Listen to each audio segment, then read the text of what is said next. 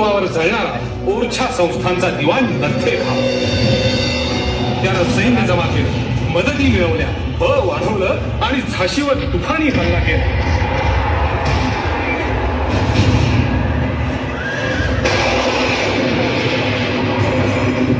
आपल्याला रणझुंजार महाकालीचा आशीर्वाद आहे आणि महाप्रतापी शिवछत्रपतींच्या चैतन्याचा वारसा आहे. विजय आपलाच आहे.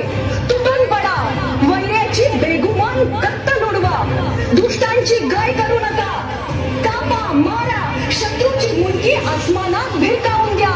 बोला हर हर महादेव.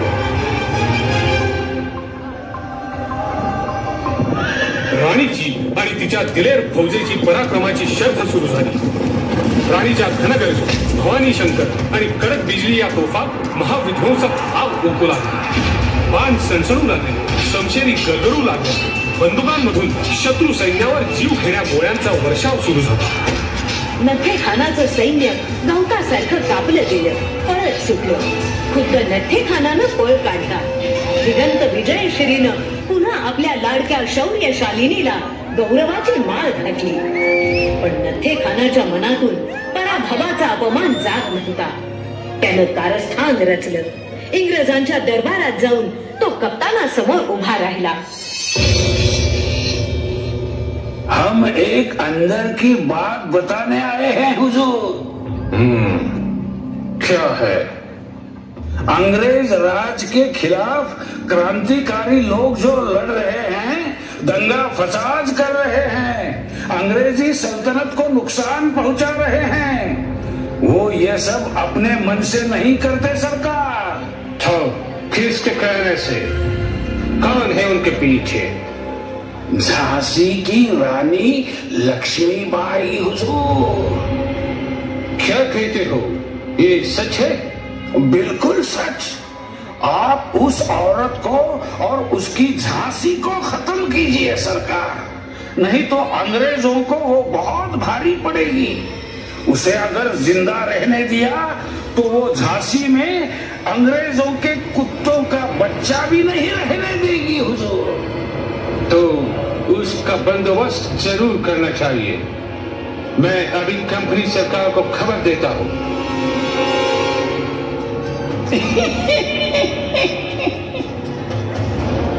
उत्तर भारतात राणीच्या प्रेरणेनं बंडाचा बनवा भडकत चालला होता. क्रांतिकारक इंग्रजांना डोईजड झाले होते. त्यांच्या क्रांतीच्या कारवाया सतत वाढत होत्या.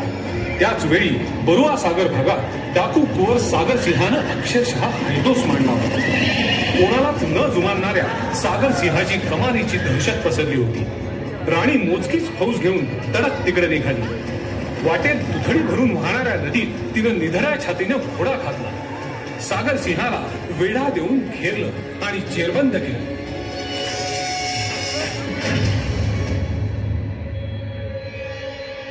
कुंवर हो, शूरवीर हो, जंग बहादुर छत्रसाल जी बुंदेला के वंशज हो, इतना तेजस्वी खानदान होते हुए ऐसा निषिद्ध काम, ऐसी लूटपाट. तो क्या करेंगे? अंग्रेजों ने आकर कब्जा कर लिया, प्रजा को दबोच लिया, हमारा देश लूटने लगे.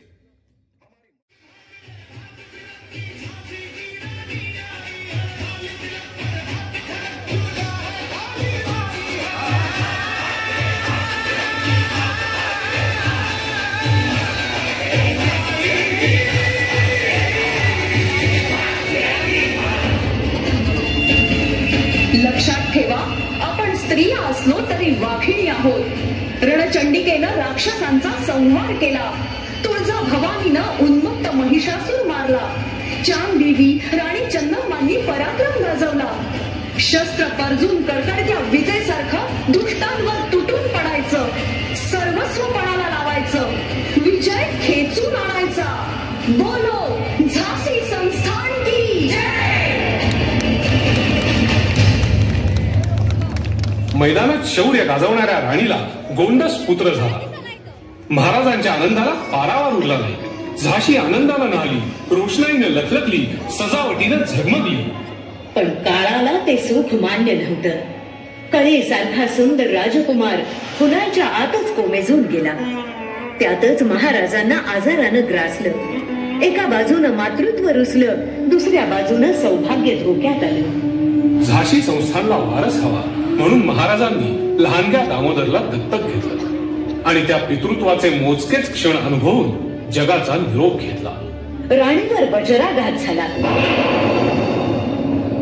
विशाल किल्ला, विस्तीर्ण राज्य, राणी पदाची जबाबदारी, स्वीकारलेलं मातृत्व, रयत, कारभार, खजिना, फौज हे सगळं राखायचं, सांभाळायचं होतं वैधव्याचं दुःख पचवून, तेही केवळ 18व्या वर्षी.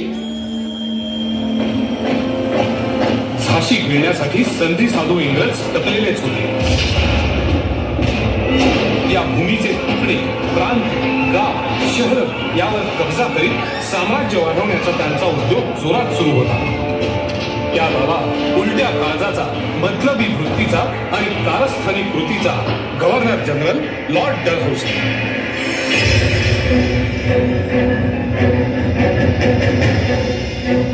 नो आमचा हुकूम पाळला गेलाच पाहिजे. झाशीला हुकुमनामा रवाना करा. आमच्या प्रदेशात असलेली लहान सहान राज्य विनाकारण प्रगतीत अडथळा निर्माण करतात. त्यांचं स्वतंत्र अस्तित्व अडचणीचं ठरतं. म्हणून त्यांचा इंग्रज साम्राज्यात समावेश करून घेतला तर शासनाचं महसूली उत्पन्न वाढेल. म्हणून आमचं राज्य समजून इथे राहावं. This is my opinion and order. झाशीच्या दरबारात इंग्रजांचा प्रतिनिधी म्हणून एलिस काम पाहत होता. तो हुकुमनामा घेऊन येणार होता. राणीसह सगळा दरबार एलिसची वाट बघत होता. प्रत्येकाचे डोळे एलिसकडे आणि त्यानं आणलेल्या हुकुमनाम्याच्या कागदाकडे लागले होते. आणि बातमी आली. एलिसा. सगळ्यांचे कान टवकारले गेले. उत्सुकता शिगेला पोहोचली. मी मेजर एलिस. सध्या झाशी प्रदेशाची शासन व्यवस्था माझ्यावर सोपवण्यात आली आहे. या भागातील सर्व लोकांनी स्वतःला ब्रिटिशांचे ताबेदार समजावे व इंग्रजांच्या हुकुमात भारतीयांनी राहावे. झाशी राज्याचे स्वतंत्र अस्तित्व संपले असून ते राज्य ब्रिटिश साम्राज्यात विलीन करण्यात येत आहे. नहीं, मैं मेरी झांसी नहीं दूंगी, हरगिज नहीं दूंगी.